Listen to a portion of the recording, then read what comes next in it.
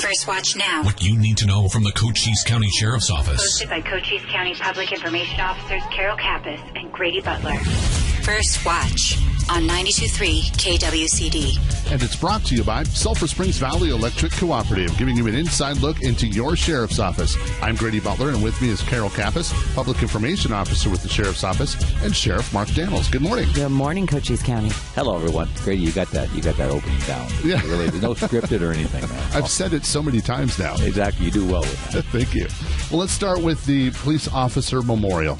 Yes, that was Monday night as our statewide police officer memorial, and just a well-attended event. And let me just say, I mean, that's our opportunity as we move into May to actually recognize and pay the ultimate price.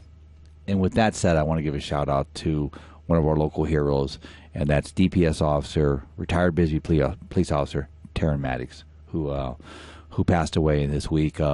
His son, Ryan Olmstead, works for us. His other son, who's in the military but in the police academy, coming over to the sheriff's office, and all his family. God, rest in peace, my friend, and God bless you all. Let me just say a couple things, though, on Taryn. I knew Taryn when he worked at Bisbee PD.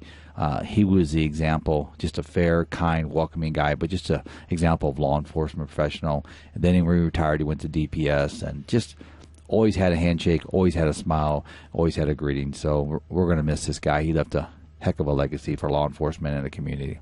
And our prayers go out to all of his family, like you said. And yesterday was National Prayer Day, and you attended an event for that. Yeah, went to National Prayer Day, so I guess we have some technical problems. Are we on? Yeah, we're on the air. We're okay, so I want to make sure. So National Prayer Day, went over there. It was a community prayer that the ministerial folks around Sierra Vista and Cochise County come together. Just packed. Did it over at Village Meadow Church over there, the Baptist Church. Just nice event. Brought the community together for all the right reasons. And again, I mean, community come together for the right reasons, embracing each other. There's enough division in this country right now. We need more days like that. And something that I was amiss of not putting on our Facebook page, but nonetheless, we do give shout outs and props to firefighters. Yesterday was International Firefighter Day. So thank you so much, especially because of all the things that you do normally, but specifically, man, our fire season hitting us. So thank you, all the firefighters. Excuse me. Yes, and first of all, let me acknowledge them. I mean, it's kind of our fun rival back and forth, but I'll tell you, they do an amazing job. They're part of our public safety family. We embrace them, they embrace us, and they've been busy with all the fires going on, and kind of a built-in safety message to that too is be very, very careful when it comes to these fires. But I know the other day they had 3 or 4 all in a row. A couple along the highway. They had a structure fire. I mean, they've been working their butts off right now. And so thank you to all our firefighters, EMTs, and paramedics out there that are just helping the community be better. And speaking of helping the community be better, we've got a program called Top Cop, and that's coming up this month. It is. Top Cop. May is law enforcement, too. That's when we recognize our law enforcement professionals out there and the heroes, even though most of them wouldn't say they're heroes. I will say that. But, again, it's recognize those that have paid the ultimate price, but also those that, on our Top Cop, we recognize those that have gone above and beyond for every agency, state, local, and federal in Cochise County. And then we recognize the top cop of Cochise County. And what is this, our 5th year, 6th year, Carol? This is our 5th year. 5th year. We kicked that off, and on behalf of the Sheriff's Office and our community and our partners, just to recognize that one. And one thing I haven't seen is a Cochise County deputy be Cochise County top cop. Think about it. DPS has won it. A couple of federal agencies have won it. The DPS folks won, the troopers, I think, won it once, maybe twice. So either way, we'll see what happens. And we don't judge those. That's not us. We have our cable group, which is our outreach group, actually judges that. They pick the winner. We don't know who it is to the day of.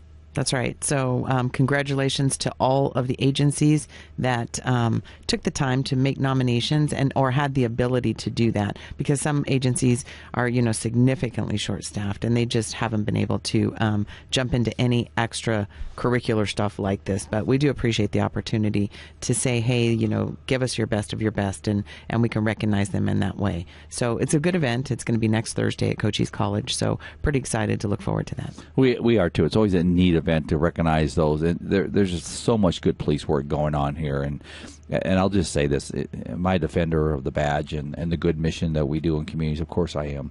And I'll just say this, when I see unwarranted attacks on law enforcement, that's a blood pressure hit for me. It truly is. And because they go out there, they put their lives on the line. I've seen some of the stuff they've been going through in the last couple of years.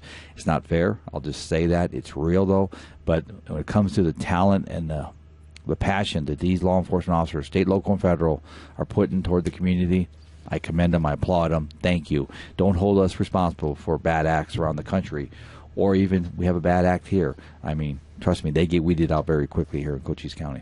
And some of the things that maybe you don't see behind the scenes are things that happen every day. You see the big blow-ups on national news, all news networks. And so you have that kind of maybe an idea in your head, but you don't see the behind-the-scenes things that they do. So talking about that, as an example, 14-year-old juvenile had a weapon and threatened to kill himself and or officers, and they just had to deal with something like that last week from the sheriff's office. They do. That's the stuff that, again, I mean, we don't put, not that we try to hide things, we don't. I mean, we're so busy at the sheriff's office, Carol, you and Grady, doing our outreach, and our deputies, our detention officers. I mean, they're just so busy, and our job is to, promote that quality of life and enforce the rule of law. But we had a call last week of a juvenile suicidal. Our deputies get there, a sergeant and two deputies. The juvenile jumped on the top of a patio rail. They're talking to him. He actually pulls out a weapon from his waistband. Was it a justified shooting by law enforcement? If they would have shot him, it would have been. There's no doubt about it, based on the circumstances and facts and the deadly with the weapon toward the law enforcement. But they didn't, and that's a call only those deputies can make, and they did. They brought him. They brought him into custody. They took him to the hospital. He was very violent. But the bottom line is, we got a letter this week from the mom just praising the law enforcement, because they really, I mean, those actions were very dangerous, no doubt about it. Long story short is, those deputies gave him a second chance. I'll just say that. And those are tough calls. I've been there, and we had last night at the jail, we had one of our inmates attack two of our detention officers and assaulted both of them. And again, it's just the stuff you don't see every day. That's what I like about this show. But again, they're doing the job they're paid to do. They're not getting paid a lot of money. I get so tired of seeing taxes this, taxes that. Again, I don't like seeing taxes going up either. But the bottom line is this: they don't get paid a lot of money. $40,000 to work in our jail, and $51,000 to go out there and put your life on the line in both capacities. And people are complaining. Wow.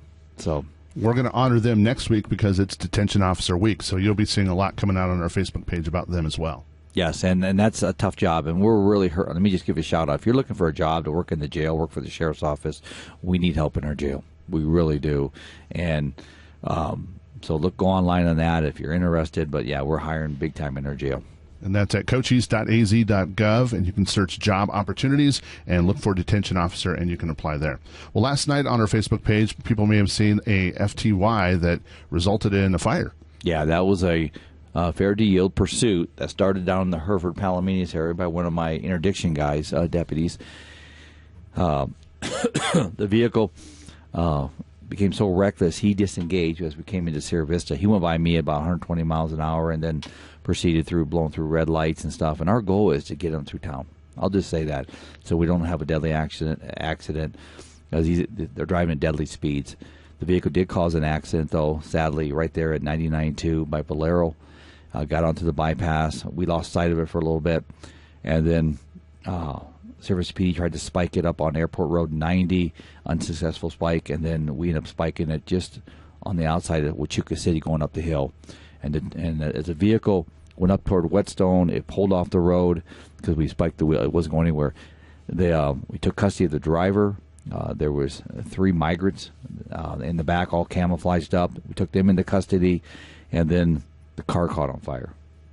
So there was flames all underneath the car. Deputies were trying to put and the troopers and Wichita City PD were trying to put the fire out. Why we tried to get in the trunk. And we finally got the trunk popped open, and there was at least 1 or 2 migrants in the trunk. They came so close to burning up, and I'll just say that. So those deputies saved their life. 3 of our deputies had to go to the hospital last night because of so much smoke inhalation. They're doing fine today. But again, it goes back to just this couple of stories I've shared with you, the trials and tribulations of what we're dealing with here as we move into Title 42 going away next week. Well, let's talk about that.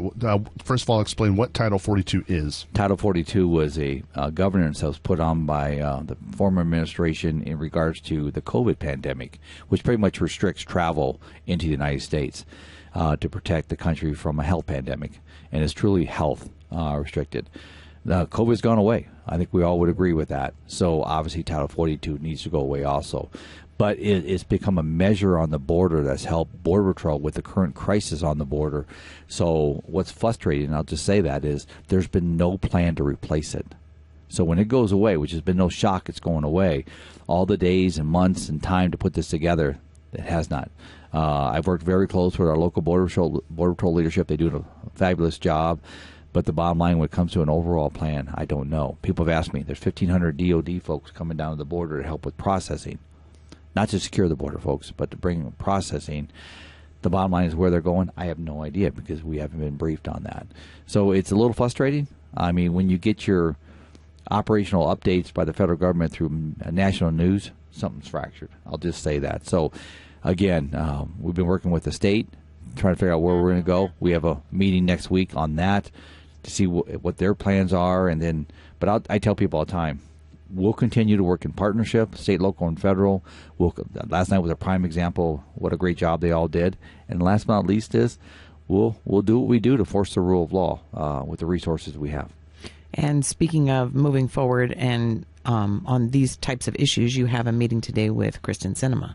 Yeah, Senator Sinema and I have been speaking in regards to Title 42. I'm going to give her a shout out. She's been very good to deal with. I mean, she's been putting a lot of pressure, but it appears like nobody wants to listen, and that's what makes this very tough. So her and I have a follow-up call this morning, to discuss Title 42 and next week. Folks, people have asked what's going to change here. We deal with gotaways. I don't know. I've seen everything from I don't know, and I'm just being realistic on that, to a surge of the Tucson sector in the first month, 61,000 in Tucson sector, which includes us, to back to I don't know. So we really don't know what's going to happen. There was some talk yesterday, if you heard about it, that they might drop people off in our communities. We're resisting that because we don't have the resources. I'm working on some plans with Emergency Service Op and Border Patrol to avoid that, because once they're processed from Border Patrol, dropping them off in a rural community that doesn't have those resources would not be wise. So we're countering that pretty hard. I'm going to talk to the senator about that this morning. So again, we're doing everything we can to prepare for this. But number two is to make sure that whatever we do with our resources is fits the expectations of our citizens. And making sure that you keep on the same plane. And I've heard you do multiple interviews trying to keep the politics out of it. It's just the realities. So in order to do that, one of the things you're also doing is going on and educating people as much as you can. Tomorrow you have a meeting with the Democrats. I do. Speaking to the Democrat committee tomorrow. Like I spoke to Republicans yesterday. I don't play politics. I mean, I didn't sign up to be a political sheriff. I signed up to be a people sheriff. And since day one, you can go back and look at my literature on that. We need to share the mission. We need to share what we're doing, where we're going. The jail district's a hot one right now, and for all the right reasons. I mean, you look at everything we're talking about today on the show. If I don't have the ability to keep people in a facility, where do they go? Sadly, the lesser crimes will go back on the streets. The other ones will probably go to a jail somewhere around the state. Not a good way to do business, folks. So, and I have a constitutional mandate to run a jail. The county has a constitutional mandate, the Board of Supervisors, is to have the facility so I can operate a jail. There's really a partnership there. So people will say, what's the sheriff? No, there's two partnerships. If you put it in perspective, I'm the tenant, they are the landlord. in that aspect. So, again, we got to work together on that, but we got to have a quality jail, folks. And if you haven't made your vote, I would encourage you to support our jail for $40 to $67 a year per person. That's pretty expensive to keep our quality of life where it is today. And also the National Prayer Breakfast. Yes, and I hit on that just a few minutes ago. A couple of different events, but I did throughout the day yesterday. And besides the big community event here in Sierra Vista, I went to a couple of different events, and that was a big topic. So, again, if you haven't done your prayer, not pushing religion on anybody, please do that. And last week you were at you're going to correct me again, West Fest. West Fest is good. You got it. All right. Perfect. It used to be the Weston Fair. That's why. Yes. So you were at West Fest. West Fest, well attended. They changed it this year compared to the previous years. They did it from 3 to 9, and usually it's from like 10 to 5. So, but it was nice. It was well attended. Spoke to a lot of people. It's refreshing when we have these events because you get out there, you talk to the public. Everybody. I mean, we all get it. Let's just face it. We all get it. But we got to work together if we're ever going to achieve it, though. Thanks, Grady. You did a great job, too. Yes. That was fun. Grady was out there. Deputy Rob Chavoy, who's our Deputy of the Year, was out there. And this is the first year I've seen kids in line to see our stuff. I mean, kids are trying to get in the back of our armored vehicle. Just a really, really nice event. So thanks to the City of Sierra Vista on that one. And it is the time of year where events start to go. And tonight is the Festival of the Southwest at Veterans Memorial Park. I saw the carnival rides there and there. It will be packed tonight, I promise you. And it always is. I think our deputies are working that along with Sierra Vista PD. They'll be in there working that tonight. But again, that's just a nice, fun event to go out there. And I got to give a shout out to Splash. I know they started off on a rough note. Splash over by the mall. If you haven't been to the show, it's a fun show. It's good for the kids. Some good stuff for adults, too. I'll just say that. And if you're an adult, you go there. You might be up on stage. I went there the other night and met the owner. I knew the owner and went over and watched the show. It's a nice show. So this is the last weekend for Splash, too, if you want to jump over there. And the Cochise County Sheriff's Office was up for Business of the Year. Tell us how that went. So we are nominated for Large Business of the Year. And people are saying, well, you're not a business. Folks, we are definitely a business, and our product is public safety and trust. So we work really hard on that. Over the last 11 years, we have pushed that button really, really hard. Sheriff's Office has always been instrumental in our community. So we got nominated. We were a finalist. I was all excited. I was up on stage. I mean, we had Chiricahua. Community Health was up there. Canyon Vista Medical Center was a finalist. Who else was up there? A couple other ones. And then they said, SSVEC. I went, ouch, we're in trouble. And congratulations to SSVEC. They were actually selected as Large Business of the Year. And so, again, they do a lot of amazing stuff in the community. So I give them, Jason, you and your team, thank you. And second of all, thanks to Melanie and the Chamber of Commerce for putting that on. It was a very, very nice event. And they sponsored this show, so go SSVEC. Yes, that's why I can't say anything negative.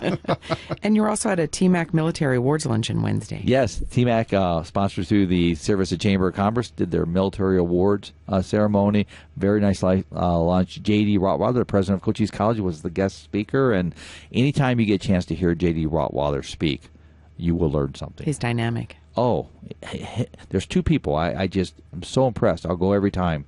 J.D. Rottweiler, again, the president of Cochise College, and Father Greg. Mm-hmm. Both those are just amazing speakers of how they speak. They'll draw you in, they'll hold you, and then they'll release you when they're done. When they're done, not when you're done. When they're done. I've seen you around the county handing out a copper plate that says sheriff on it. Can you give me the story about what those are? Yes, Grady. The copper plate is, first of all, that's one of the C's of Arizona. You know, cattle, copper, all the citrus, all the things we have. But copper. So when I was Arizona Sheriff's president for the 4 years, every president for Arizona Sheriff's Association gives out a certain memento, certain item. And ours, or mine, I should say, I say ours because I use it on behalf of Cochise County Sheriff's Office, was the copper plate. Governor Ducey had one. Governor Hobbs, when we meet her, will have one.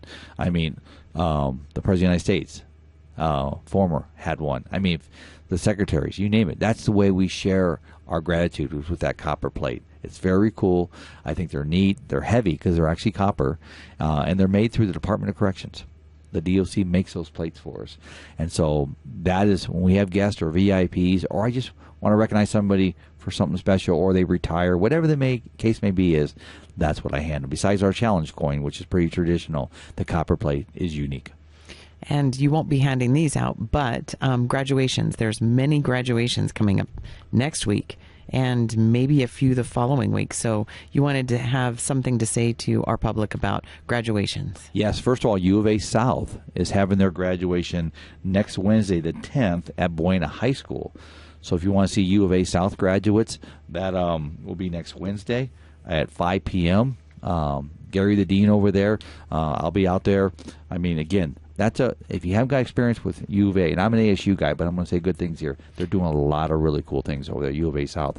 The other one is Cochise College, the hometown college here. And their graduation is next Friday, a week from today, in Douglas this year. They alternate between Douglas and Sierra Vista, so I will be down there for that graduation too. Just to embrace, these are our community folks that are graduating that we hope we can keep in the community, and we hope they stay here, but most of them do because they're homegrown. So, again, thanks to U of A and ASU and Cochise College for what they do. I had to throw that in, Carol. Sorry. Yeah, everybody's shaking their head in here. So people driving down the road, going off the road night, what did you just say? All right, for your stop of the week, it has to do with buying a brand new car. It is, and usually comes through private exchange.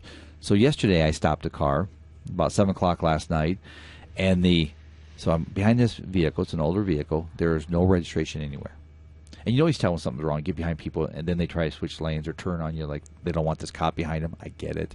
But especially get it, and you'll get me too, when you have a violation. So there was no plates on the vehicle. So I stopped him behind the Walmart there off MLK, walked up and introduced myself, asked him for driver's license, registration, insurance. That's common. And he said, well, I just bought the vehicle, so I don't have insurance on it. I don't have registration on it, but I'll take care of that later. And he did. He had paperwork that he had just recently bought the vehicle. The law states, even though you buy it, you can go online to ADOT and get a 3-day, 30-day, whatever it fits you, permit. You can download it on your phone, and that gives you registration to drive. With that comes the commitment that you have insurance, and you have to show law enforcement you have insurance. You just can't buy a vehicle and drive it under the auspice that it's okay. I'll get it later. No. And so you have to have insurance. You have to have a temporary registration before you drive a car once you buy it. There is no provision in law that says you can do that. And then, I had 30 days. You always hear that? There is no such thing. There is no grace period. You have to have registration on a vehicle when you buy it, insurance, and you must be a licensed driver. And your safety message of the week. You touched on it earlier a couple different times. Fires. Make sure you sign up for AlertSense. Go to cochise.az.gov. You can go on the main webpage or even /sheriff. We have places for you to sign up for AlertSense. But again, many, many fires. They are. It is dry out there. And a lot of people say, why is it so dry? We had so much moisture last monsoon in the winter. But it is dry. It is totally dry. So be very careful. Don't flick cigarettes out the window. That is a crime, by the way. Number 2 is be very careful. You pull your car off the road. We see a lot of fires like this where they'll pull off the road, maybe use their cell phone, and I commend them for that. But their catalytic converters will start a fire, and then your car's on fire. We've had that happen to patrol cars too. So be very careful and look around and see what your surroundings look like. If it's dry, don't pull your car into dry grass right now. Thank you, everyone. Well, Sheriff Mark Daniels, we thank you for coming and talking to us today. Appreciate you all out there. And if you haven't voted for the jail district tax, the half-cent sales tax, please consider voting yes for us. Thank you, everybody. See you next week. And, Carol, who do we have coming in next? We have Sergeant Tim Wachtel, Sierra Vista Police Department. First Watch on KWCD Country, brought to you by Sulphur Springs Valley Electric Cooperative. It's First Watch now. Hosted by Public Information Officer Carol Kappas and Grady Butler. On 92.3 KWCD. And it's brought to you by Sulphur Springs Valley Electric Cooperative, giving you an inside look into your sheriff's office. I'm Grady Butler, and with me is Carol Kappas, Public Information Officer with the Sheriff's Office, and our next guest. Welcome back, Cochise County, and thank you so much for being here, Tim. Good morning, Cochise County. So it is Cinco de Mayo, and the DUI task force is going to be out. Who's on the DUI task force, and tell us kind of what the task force is. Yeah, so tonight the Southeastern Arizona DUI task force, due to being Cinco de Mayo, we will be out and about tonight in the service area from 5 from 7 o'clock until 3 a.m. Tonight, obviously, Sierra Vista PD, Cochise County Sheriff's Office, Tombstone Marshal's Office, and Arizona Department of Public Safety will all be working the detail. It is a saturation detail, so we'll just be out roaming, looking for impaired drivers. And why do you like to tell people in advance that the DUI task force is going to be out? Just a heads up, just a public service announcement that, we're not trying to threaten anybody. We're not trying to tell people not to have a good time, but we are telling people that if you choose to make the wrong decision, we will be out there and you will be speaking to us. And so it's not like a stationary thing. You guys have agencies that are part of the Southeastern Arizona DUI Task Force kind of just roaming around the areas, making sure that they spot any impairment and try to stop that before anything serious happens. Yeah, that's correct. So we'll start at 7 o'clock tonight. We'll do a briefing. We'll all get together. We'll have some dinner. And I'd like to throw a thank you out to La Casita Restaurant to providing dinner for us tonight. So we'll do a briefing at 7 o'clock. We'll all get together. We'll talk. We'll see what's going on. And then we'll hit the road. Let's talk about the consequences of a DUI. I mean, it could affect your life in multiple ways, but what actually physically happens if you are arrested for DUI? So basically, if you're physically arrested for a DUI, we have a couple options. We do have the DUI van out with us tonight, so we can actually process you right there on scene. The other option is obviously putting you back of the patrol unit and taking you back to the station and processing you back there. And there's a variety of things that we can do, but if the worst situation is you can end up in jail tonight and not go home. So, we don't want that to happen. And just, that's just the beginning of your trouble.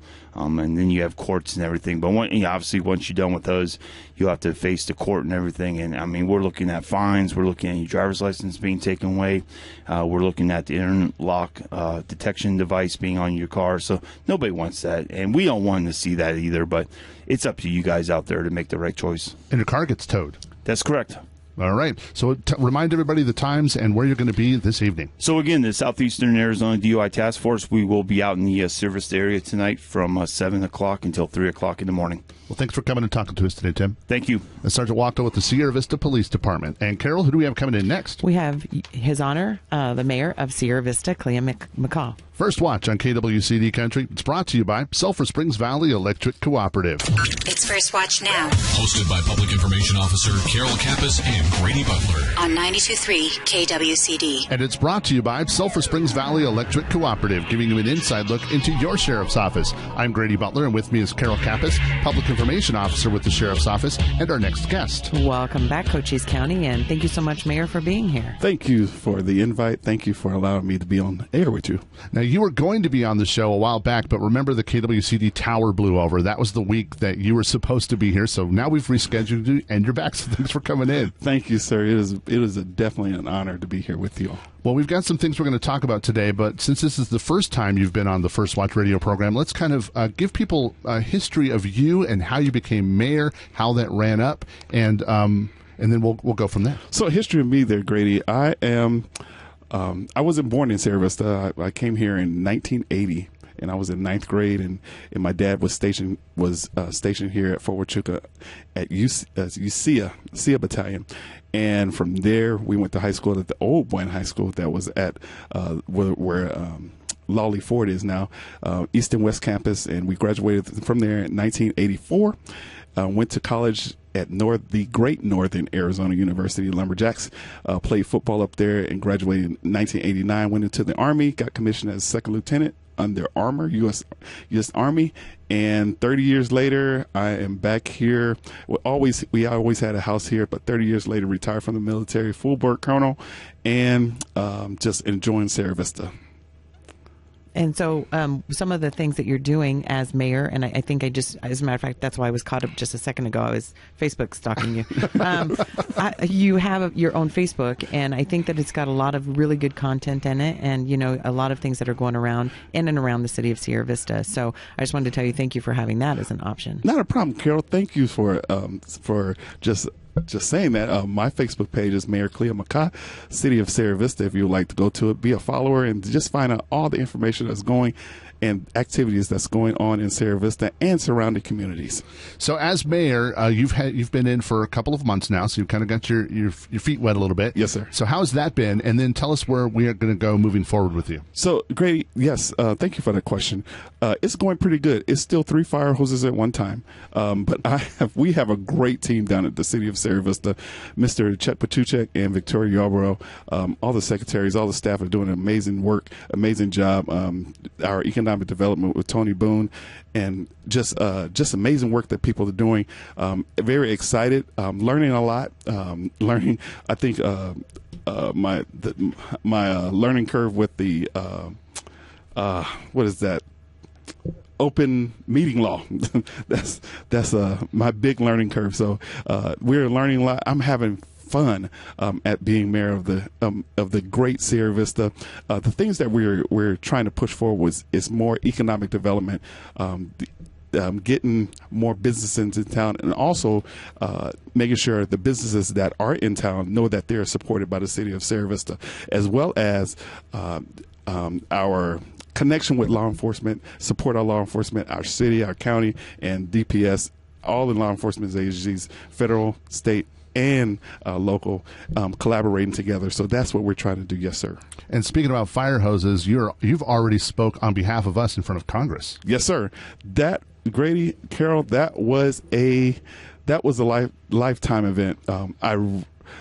First of all, thank you to the City of Sierra Vista, our chief, Adam Thrasher, for all the stats. Victoria Yarborough, she accompanied us when we went up there, our assistant city manager, to go speak before Congress on the things, the loads the loads that's coming through Sierra Vista, as well as the fentanyl crisis that is hampering our city. So we want to make sure that Congress hear our voice, hear our hearts, and that there needs to be something done down here in the great city of Sierra Vista. And some of the other things that you have going on in the great city of Sierra Vista.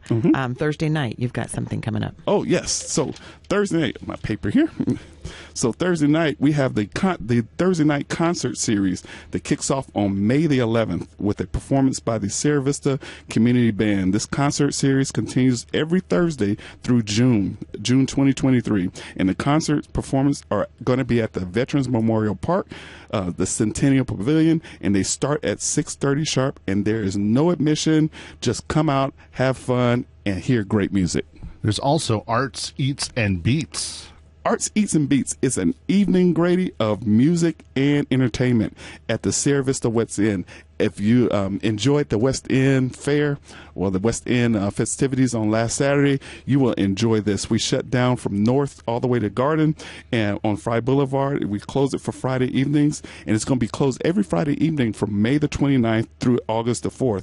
And to accommodate these fun and community events, we would like the public to just come on out, enjoy the crafts, the food, the entertainment. And if you want to be a craft or food vendor, just go to our website, SierraVistaAZ.gov.